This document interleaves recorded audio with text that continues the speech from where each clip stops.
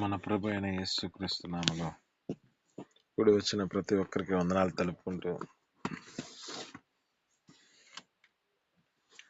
మొదటి ఆహ్వాన పత్రిక 2వ అధ్యాయము 15వ వచనం చదువుకుందాం అండి.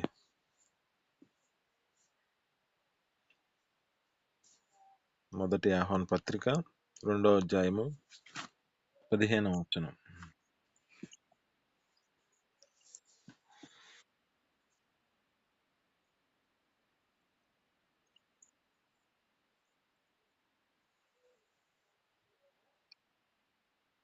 ఓకే అండి, అదే అండి.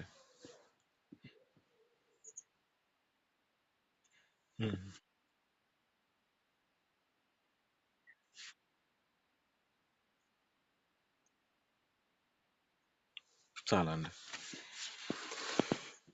ఇక్కడ జ్ఞాపకం చేసుకుంటే లేఖనాలు బట్టి చదువుతున్న మాటలను బట్టి, ఈ లోకమునైనను లోకములో ఉన్న వాటినైనను ప్రేమింపకుడి. ఎవడైనా ఈ లోకమును ప్రేమించిన ఎడల తండ్రి ప్రేమ వానిలో నుండదు అంటున్నాడు. అంటే ఈ లోకమును ప్రేమించిన ప్రతి మనిషి జీవితంలో తండ్రి ప్రేమ, ఆయన ప్రేమ వానిలో ఉండదు అని చెబుతూ ఉన్నాడు. ఈ దినమును మనం జ్ఞాపకం చేసుకుంటే మన జీవితాల్లో వేటిని మనం ప్రేమించకూడదు ఈ దినమున మనం దేవుని యొక్క పరిశుద్ధ గ్రంథం నుంచి మనం చదువుకుంటూ ఉన్నాం. ఇక్కడ అంటున్న మాటలో బట్టి లోకములో ఉన్నది మనుష్య జీవితంలో అది ప్రేమిస్తే తండ్రి ప్రేమ వానిలో ఉండదు అంటుంది. అంటే ఈ లోకంలో ఉన్నవన్నీ ఒక దినాన ఇవన్నీ గతించిపోయే స్థితిలో పరిస్థితులు అన్నీ ఉన్నాయి. అయితే దినమున మనతో మాట్లాడుతున్న మాటను బట్టి వీటిలో ఉన్న వాటిని మనం ప్రేమించొద్దు అంటున్నాడు. అంటే ఈ లోకములో ఉన్న వాటిని మనం ప్రేమించొద్దు, ప్రేమింపకుడి. వీటిని ప్రేమిస్తే ఆయన ప్రేమ, తండ్రి ప్రేమ మనలో ఉండదు అంటున్నాడు. అంటే ఈ లోకములో ఉన్నవన్నీ మనకు తెలిసినవే. శరీరాశ, నేత్రాశ, జీవపు డంబం. ఇవి తండ్రి వలన పుట్టినవి కావని, ఇవి లోక సంబంధమైనవని ఈ యొక్క వచనాల్లో చదువుతున్న మాటలను బట్టి మనకు తెలిసి ఉన్నది. అయితే అంటున్న మాట కూడా 17వ వచనం అన్నమాట, లోకమును దాని ఆశలు గతించిపోచున్నవి గాని దేవుని చిత్తము జరిగించువాడు నిరంతరం నిలుచును. ఆమేన్, హల్లెలూయా. అంటే ఇక్కడ జ్ఞాపకం చేసుకుంటే లోకము దాని యొక్క ఆశలు గతించిపోయే సమయం ఒకటి వస్తుంది. అయితే తండ్రి యొక్క చిత్త ప్రకారము, దేవుని యొక్క చిత్త ప్రకారం జరిగించువాడు మాత్రము నిరంతరం నిలిచి ఉంటాడు. ఈ నిరంతరం నిలిచి ఉండే స్థితి ఎలా ఉండిద్ది అంటే దేవుని యొక్క ఆ యొక్క పరలోక రాజ్యంలో నిత్య జీవార్థమైన పరలోక రాజ్యానికి, ఆ నిత్య జీవాన్ని పొందుకోవడానికి కారణమవుతుంది. అందుకే అంటుంది లోకము దాని ఆశలు గతించిపోతాయి. ఈ లోకములో ఉన్నది ప్రతిదీ గతించే సమయం ఒకటి వస్తుంది. దాని ఆశలన్నీ గతించిపోయే సమయం ఒకటి ఉంది. కనుక ఆ దేవుని చిత్తము ఎవరైతే చేస్తూ ఉంటారో, ఆయన దేవుని యొక్క చిత్త ప్రకారముగా నడిపించబడతారో వీరు నిరంతరం నిలిచి ఉంటారు అంటుంది. అంటే ఈ నిత్య జీవార్థమైన ఈ యొక్క నిత్య జీవాన్ని పొందుకొని వారు నిరంతరం బ్రతికించబడడానికి ఈ పరలోక రాజ్యము కారణమవుతుంది. అయితే ఇక్కడ జ్ఞాపకం చేసుకుంటే ఒకటి మన విషయంలో మనం ఏం చేయాలంటే లోకమును ప్రేమించొద్దు. ఆ లోకమును మన జీవితాల్లో నడిపించకూడదు. ఆ లోకములో ఉన్న వాటిని మనం ప్రేమించొద్దు అని అంటున్నాడు. అంటే ఈ లేఖనాలు బట్టి చెబుతున్న మాటను బట్టి లోకంలో ఉన్న వాటిని ప్రేమించొద్దు అంటే కలిగిన వాటన్నిటిని ద్వేషించుకోమని చెప్పట్లేదు. కానీ దేవుని యొక్క లేఖనాలు బట్టి చెబుతున్న మాట ఆయన కంటే ఎక్కువ ప్రేమించకూడదు. ఒక లేఖనాలు బట్టి మనం చదువుకుంటే కొరింథీయులకు రాసిన పత్రికలో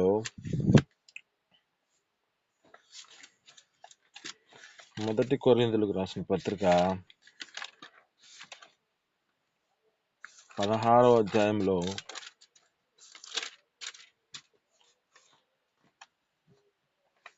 22వ వచనంలో చదువుకుంటే ఇక్కడ ఉంటున్నమాట, ఎవడైనను ప్రభువుని ప్రేమింపకుంటే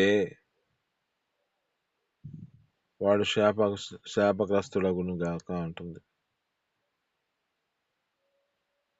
ఎవడైనను ప్రభువుని ప్రేమింపకుంటే వాడు శాపగ్రస్తుడు, శపింపబడును గాక అంటుంది.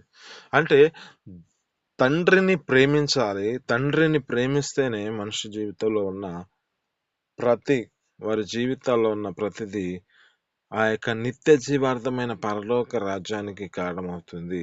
అంటే ఈ లోకంలో ఉన్న ప్రతిదీ అంతమైపోతున్న సమయాల్లో మన జీవితాలు నడిపించబడుతున్నాయి. దేవుని యొక్క రాకడ త్వరగా వచ్చే సమయం ఒకటి వస్తుంది. మనం ఈ దినాలలో మన జీవితాల్లో జ్ఞాపకం చేసుకుంటే అదే పరిస్థితిలో మన జీవితాలు నడిపించబడుతున్నాయి. ఎప్పుడు ఎలాంటి పరిస్థితులు కలుగుతూ ఉంటాయో, ఎప్పుడు ఎలాంటి దేవుని యొక్క రాకడ వస్తుందో, కానీ మన జీవితాల్లో ఏం స్థితిలో కలిగి ఉండాలంటే, ఒకటి ఈ లోకములో ఉన్న వాటిని ప్రేమించకుండా మన జీవితాలు నడిపించబడాలి. రెండవది జ్ఞాపకం చేసుకుంటే రోమపత్రిక 12వ అధ్యాయంలో 2వ వచనంలో అన్నమాట. రోమపత్రిక 12వ అధ్యాయము 2వ వచనం చదువుకుంటే ఇక్కడ అంటున్న మాటలో,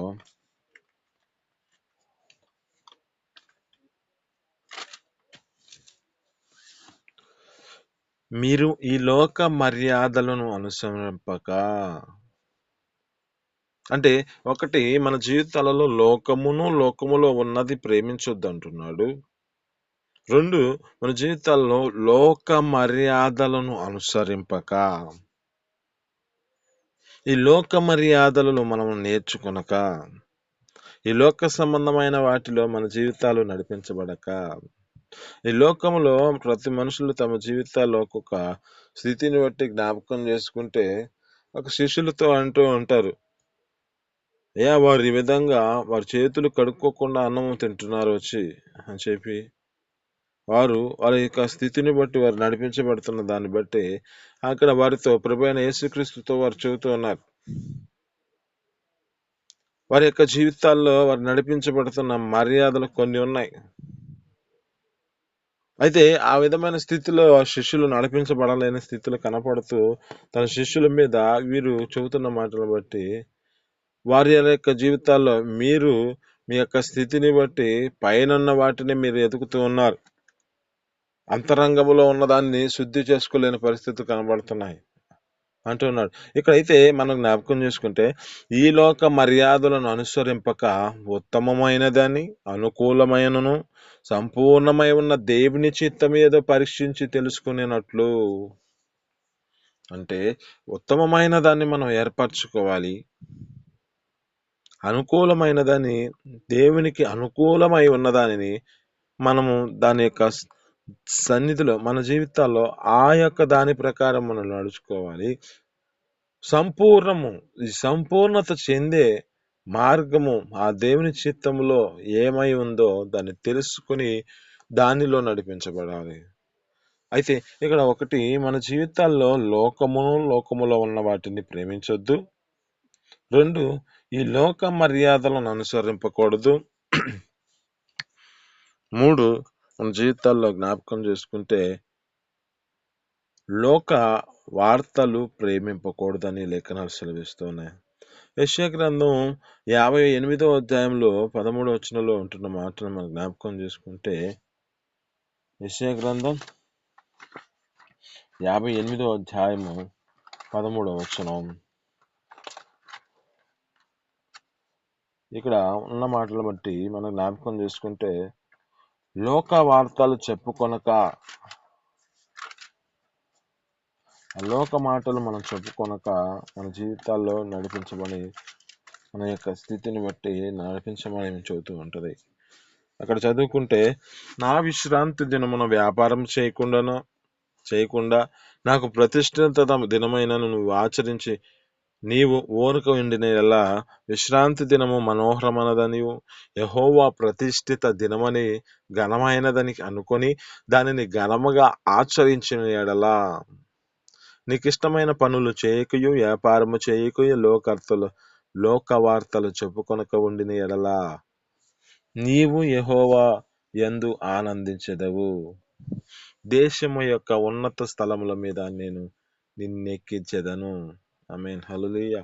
అంటే ఇక్కడ జ్ఞాపకం చేసుకుంటే లేఖనాలు బట్టి చెబుతున్న మాటను బట్టి ఆయన యొక్క విశ్రాంతి దినమున వ్యాపారం చేయకుండా ఆయనకు ప్రతిష్ఠ దినమని ఊరక ఉండిన యెడల విశ్రాంతి దినము మనోహరమదని అది యెహోవాకు ప్రతిష్ఠ దినమని ఘనమైనది అని ఎంచుకొని దానిని ఘనముగా ఆచరించిన యెడల ఆయన మన యందు సంతోషపడతాడంట. ఈ లోక సంబంధమైన నీకిష్టమైన పనులు చేయక వ్యాపారం చేయకు లోకార్తలు చెప్పుకొనకుండా ఉండుట అంటున్నాడు.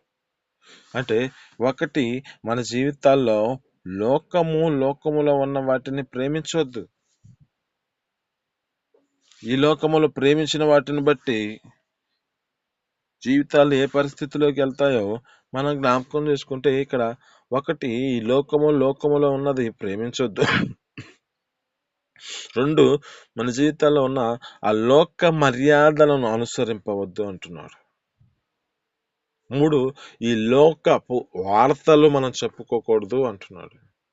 ఈ లోక సంబంధమైన వార్తలు ఎంచుకోక ఈ లోక సంబంధమైన వాటిని మనం చెప్పుకొనక ఆయన యొక్క ప్రతిష్ఠ దినము విశ్రాంతి దినము మనోహరమైనదని అది ప్రతిష్ఠ దినమని ఘనముగా ఎంచి దానిని ఘనముగా ఆచరిస్తే కానీ మనుషుల యొక్క జీవితాల్లో ఏం చేస్తూ ఉంటారంటే వారి యొక్క జీవితాలను బట్టి వాటి యొక్క పరిస్థితులను బట్టి ఘనముగా ఆచరించలేని పరిస్థితులు కనబడుతూ ఉంటాయి. అంటే ఆ విశ్రాంతి దినమును వారి జీవితాల్లో చేసే పొరపాట్లన్నీ వ్యతిరేకమైనవి. ఈ లోక సంబంధమైన ఇష్టమైన పనులు చేసుకుంటూ వ్యాపారాలు చేసుకుంటూ లోక వార్తలు చెప్పుకుంటూ వారి జీవితాలు నడిపించబడతాయి. అయితే ఇక్కడ అంటున్నమాట లోక వార్తలు చెప్పుకోవద్దు అంటున్నాడు. మన యొక్క జీవితాల్లో ఏ స్థితిలో నడిపించబడుతున్నాం? ఆ విశ్రాంతి దినమున దేవుని యొక్క సన్నిధానానికి వెళ్ళి ఆయన ప్రతిష్ఠ దినమని హోమం దినము ప్రతిష్ఠ దినమని ఎంచుకొని దాన్ని ఘనముగా ఆచరించేవారిగా ఉన్నామా, లేక ఇష్టమైన పనులు చేసుకుంటూ వ్యాపారాలు చేసుకుంటూ మన జీవితాల్లో లోక వార్తలు చెప్పుకుంటూ మన జీవితాలు నడిపించబడుతున్నాయా? ఇది మనం మనతో మాట్లాడుతున్న వాటిని బట్టి యాకోబు రాసిన పత్రికలో ఒక మాట అంటాడు. యాకోబు రాసిన పత్రిక 4వ అధ్యాయము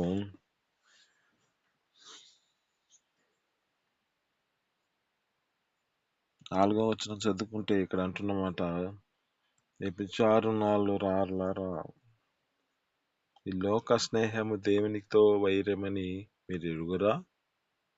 కాబట్టి ఎవడు లోకముతో స్నేహము చేయగోరునో వాడు దేవునికి శత్రువగును. ఇక్కడ చూడండి, మనం జ్ఞాపకం చేసుకుంటే ఈ లోక స్నేహము దేవునితో మన జీవితాలు శత్రువుగా మార్చబడడానికి కారణమవుతుంది. ఈ లోక స్నేహము మనుషుల జీవితాల్లో ఏ పరిస్థితిలోకి వెళ్ళిపోతున్నాయంటే వారి యొక్క జీవితాల్లో నడిపించబడుతున్న నడకను బట్టి దేవునికి వ్యతిరేకగా మార్చబడుతున్నాడు.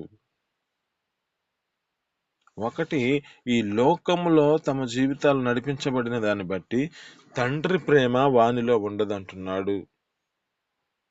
ఈ లోకమును వాటిని ప్రేమించిన వారి జీవితంలో తండ్రి ప్రేమ వాళ్ళలో నిలిచి ఉండదు అంటున్నాడు. ఈ లోక సంబంధమైనవన్నీ మనుషుల జీవితాల్లో ఈ శరీరాశ, నేత్రాశ, జీవపు డంబము ఇవన్నీ మనుషుల జీవితాల్లో వెంబడిస్తున్నాయి కనుక ఆయన ప్రేమ నిలిచి ఉండలేని పరిస్థితి కనబడుతుంది. ఎవడైతే దేవుని యొక్క చిత్తమును జరిగిస్తున్నాడో వాడు నిరంతరం నిలిచి ఉంటున్నాడని చూస్తుంది. ఎందుకంటే ఈ లోక సంబంధమైనవన్నీ ఒకనొక దినాన గతించిపోయే సమయం వస్తుంది. అందుకే అంటున్నాడు, ఈ లోక స్నేహము దేవునితో వైరమని మీరు ఎరుగరా అంటున్నాడు. అంటే కాబట్టి ఎవడైతే ఈ లోకంతో స్నేహము చేయగలనో వాడు దేవునికి శత్రువుగా మార్చబడుతున్నాడు. మన జీవితాలు ఏ స్థితిలో నడిపించబడుతున్నాయి? ఈ లోక స్నేహాలను మనం ప్రేమించి మన జీవితాల్లో తండ్రి ప్రేమను విడుచుకుంటున్నావు. తండ్రి యొక్క ప్రేమను నువ్వు కలిగి ఉండి ఈ లోక స్నేహాన్ని ద్వేషిస్తున్నావు. నిన్ను నీవు దేవుని సన్నిధిలో ఎలా ఉన్నావో ఒకసారి నేను జ్ఞాపకం చేసుకో. ఈ దినమున మాట్లాడుతున్న మాటను బట్టి ఈ లోక మర్యాదలు అనుసరించొద్దు అంటున్నాడు. లోక సంబంధమైన వాటిని, ఈ యొక్క లోక స్నేహమును, లోక వార్తలు చెప్పుకోవద్దు అంటున్నాడు. లోక సంబంధమైన ప్రతిదీ మన జీవితాల్లో ఏలుబాటు చేయకుండా మనము ఆయన ప్రేమను కలిగి ఉంటే, ఆయన ప్రేమలో మన జీవితాలు మన యొక్క స్థితిని బట్టి నడిపించబడితే చాలు. ఇంకొక మాట చదువుకుంటే లోక పారంపర ఆచారాలను ప్రేమింపొద్దు అంటున్నాడు. ప్రతి మనిషి జీవితాల్లో ఎక్కువ ఏలుబడి చేసేది ఇదే. ఏం చేస్తుందంటే పారంపరమైన ఆచారాల ప్రకారంగా, లోక సంబంధమైన ఆచారాల ప్రకారంగా మనుషుల జీవితాల్లో నడిపించబడుతూ ఉంటారు. మనం జ్ఞాపకం చేసుకుంటే మనం తండ్రి మనకిచ్చిన ఆ ప్రతి 7 దినాలు మనకు శ్రేష్టమైన ఆశీర్వాదాలను దేవుడు మనకు నడిపించిన దాన్ని బట్టి ఆయన యొక్క సన్నిధిలో మనం జ్ఞాపకం చేసుకుంటే ప్రతి దినము దేవుడు ఒక మంచి దినముగానే ఆ యొక్క నిర్ణయించాడు. కానీ ఈ లోక సంబంధమైన పారంపర ఆచారాలు ఏం చేస్తూ ఉంటాయి అంటే తండ్రిలో దేవునిలో నడిపించబడతారు, ఆ లోక సంబంధంగా ఆచారాలను ఆలోచిస్తూ ఉంటారు. తండ్రిలో నడిపించబడుతూ ఉంటాడు, తండ్రి ప్రేమతో నడిపించబడుతూ ఉంటారు, కానీ లోకపరమైన ఆచారాలు కావాలి, ప్రార్థన కావాలి, ఇతరమైన ఆ లోక సంబంధమైన కార్యము కావాలి.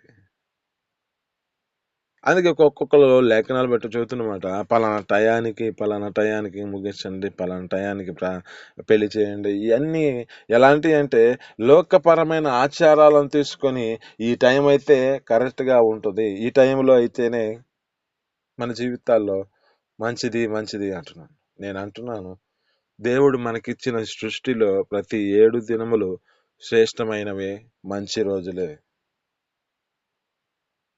ఈ రోజులు లేకపోతే, ప్రతిరోజు లేకపోతే, ఈ రోజు లేకుండా గడవపోతే మరి తర్వాత రోజు ఎలా వస్తుంది? మరి దేవుడి సృష్టించిన సృష్టిలో ఈ ఒక్కొక్క రోజు విలువైనదే కదా. ఈ విలువైన రోజుని మనం ఏం చేస్తున్నాం అంటే మన జీవితాల్లో ఒక్కొక్క సమయాన్ని ఎంచుకుంటూ ఈ సమయం అయితే బాగుండు, ఈ సమయం అయితే బాగుండు అని ఈ పితృపరమైన ఆచారాలను నడిపించబడుతున్నారు. దేవుడు మనకిచ్చిన ప్రతి సమయం విలువైనదే. ఆమేన్, హల్లెలూయా. అందుకే కదా ఒక మాట అంటాడు, దినములు చెడ్డవి కనుక సమయము సమయము సమయము పోనివ్వక, సమయమును మీకు ఇచ్చిన సమయమును మీరు పోనివ్వక సద్వినియోగం చేసుకుంటూ అజ్ఞానుల వలె కాక జ్ఞానుల వలె మీ జీవితాలను జాగ్రత్తగా చూసుకోండి అంటున్నాడు. మరి ఆ మాట ఎందుకు అంటున్నాడు అంటే మనుషుల జీవితాల్లో జ్ఞాపకం చేసుకుంటే ఆచరించే ఆచారాలను బట్టి ప్రతి దినము చెడ్డగానే కనబడుతుంది. కానీ ఇక్కడ అంటున్నమాట సమయము పోనివ్వక సద్వినియోగం చేసుకోండి అంటున్నాడు కదా. మన జీవితాలు ఏ స్థితిలో నడిపించబడుతున్నాయి? లోకపరమైన ఆచారాలను నడుచుకుంటున్నావా? ఈ లోకపరమైన ఆచారాలను ప్రేమిస్తున్నావా? అయితే తండ్రి ప్రేమ నీలో ఉండదు. లోకపరమైన మర్యాదలను అనుసరిస్తున్నావా? ఆ లోకపరమైన మర్యాదలను అనుసరిస్తే నీ జీవితంలో నీ స్థితిని బట్టి తండ్రి ప్రేమ నీలో నిలిచిలేదు. ఈ లోకపరమైన వార్తలను చెప్పుకుంటూ నీ జీవితాన్ని నడిపించుకుంటున్నావా? అయితే ఆ తండ్రి ప్రేమ నీ జీవితంలో నడిపించబడలేదు. ఈ లోకపరమైన స్నేహాన్ని నువ్వు కోరుకుంటున్నావా? ఈ లోకపరమైన స్నేహము తండ్రికి వైరమని, ఆ యొక్క దేవునికి వైరమని గ్రహించి ఆ తండ్రికి శత్రువుగా మార్చబడుతున్నామని ఈ లోక సంబంధమైన స్నేహం కాదు, కానీ ఆయనతో స్నేహం చేస్తే మన జీవితాలలో ఒక మెండైన దేవునితో నింపబడి ఆ నిత్య పరలోక రాజ్యంలో ఆ నిత్య జీవాన్ని పొందుకొనుటకు కారణమవుతుంది. కనుక మన జీవితాల్లో ఈ లోకమును ప్రేమించక తండ్రిని ప్రేమిద్దాం, తండ్రి యొక్క చిత్తాన్ని జరిగిద్దాం. తండ్రి యొక్క చిత్తాన్ని జరిగించి నిరంతరం ఆయన సన్నిధిలో మనం మన జీవితాలను బ్రతికించబడదాం. ఈ మాటలు మీ వినికిడిలో దీవించి ఫలించుడుగాక. చిన్ని ప్రార్థన చేసుకుందాం. పరిశుద్ధుడా, జీవాధిపతి, ఆశ్చర్యకర, మహోన్నతులకు స్తోత్రాలు తండ్రి. మీ అపారమైన ప్రేమ చేత నా తండ్రి ఈ ఉదయకాలం సన్నిధిలో మాట్లాడిన మాటను బట్టి నీ స్తోత్రాలు తండ్రి. ఈ లోకమును ప్రేమించొద్దు అంటున్నావు. ఈ లోకములో ఉన్న దానిని అయ్యా అన్న తండ్రి, లోకములో ఉన్న వాటిని, లోకములో దానిని ప్రేమించొద్దు అంటున్నావు తండ్రి. ఈ లోకములో ఉన్నవి అన్ని అయా శరీరాశ, నేత్రాశ, జీవపు డమ్ము నా తండ్రి, ఇవి నా తండ్రి ఈ లోకములో తండ్రి లోక సంబంధమైన అంటున్నావు. ఇవి తండ్రి వలన పుట్టినవి కావాలంటున్నావు. కృపతో జ్ఞాపకం చేసుకోండి. ఈ లోకములో ఉన్న వాటిని మేము ప్రేమించక, మా జీవితాల్లో లోక మర్యాదను అనుసరించక, లోకములో ఉన్న స్నేహాన్ని మేము కోరుకోక, లోక పరంపర ఆచారాలను మేము అయ్యా అనుసరించక, మా జీవితాలని సన్నిధిలో నా తండ్రి భయభక్తులతో నడిపించబడి నిన్ను ప్రేమించేవారుగా నీ సన్నిధిలో మా జీవితాలు నడిపించుకునే కృపను దయచేయండి. ఈ లోక సంబంధమైన వార్తలు కూడా మేము అయ్యా ప్రేమించకూడదు అంటున్నావు కనుక మా జీవితాల్లో నీ కృపతో జ్ఞాపకం చేసుకొని అయ్యా నీ ప్రేమలో మా జీవితాలు నిలిచి ఉండాలంటే అయ్యా నిన్ను నా తండ్రి నీ చిత్తం మేము జరిగించేవారుగా మా జీవితాలు నడిపించుకునే కృపను మాకు దయచేయమని యేసు పరిశుద్ధ నామములో పొందుకొని జీవిస్తున్నాను తండ్రి. ఆమేన్.